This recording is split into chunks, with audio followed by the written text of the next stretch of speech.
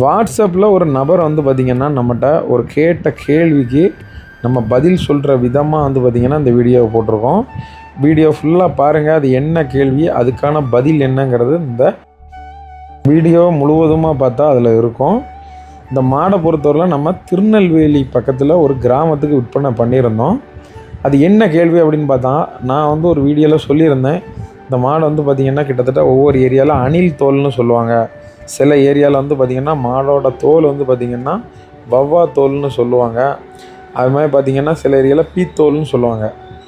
என்ன விஷயம் அப்படின்னு பார்த்திங்கன்னா, இந்த மாட்டுக்கு தான் அந்த விதமான தோல். என்னென்னு பார்த்திங்கன்னா, மாடோட தோல் பகுதி வந்து பார்த்திங்கன்னா மிக மிக மிக மெல்லிஸாக இருக்கும். இதை வந்து பழைய காலத்தில் வந்து இந்த தோல் முறையை பார்த்து மாடு எடுப்பாங்க.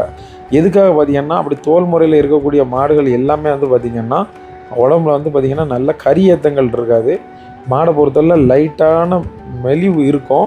ஆனால் அந்த மாடுகள் வந்து என்னென்னா அதோட இறுதி காலம் வரைக்கும் வந்து பார்த்திங்கன்னா கறக்கும். கிட்டத்தட்ட வந்து பார்த்திங்கன்னா வேறு மாடுகள் 1 வருஷம் கறக்குன்னு இருந்தாலும் இந்த மாடுகள் 1.25 வருஷத்துக்கு கறக்கும். அது மாதிரி பார்த்திங்கன்னா இந்த மாடுக்கு தீவனங்கள் சரியாக போடாமல் இருந்தாலும் சரி தான், உடம்பை வற்றி அதை வந்து பாலாக கறக்கக்கூடிய தன்மைகள் உண்டு. அதுதான் இந்த மாடோட டீட்டெயில். சரியா?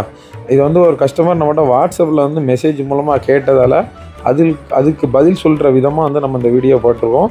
மாட்டோட கறவை திறன் எவ்வளோ இருக்குன்னு பார்த்திங்கன்னா ஒரு 12ல் இருந்து ஒரு 15 லிட்டர் கறக்கக்கூடிய கறவை கெப்பாசிட்டியில் இருக்கக்கூடிய மாடு. இந்த மாதிரியான மாடுகள் நீங்கள் வாங்கணும் அப்படின்னு நினச்சிங்கன்னா விலை பருவம் வந்து எப்படி இருக்குன்னு பார்த்திங்கன்னா ஒரு 55 ரூபாலேருந்து ஒரு 60,000 ரூபாய்க்கு உள்பட வரக்கூடிய மாடுகள் இந்த மாதிரி மாடு.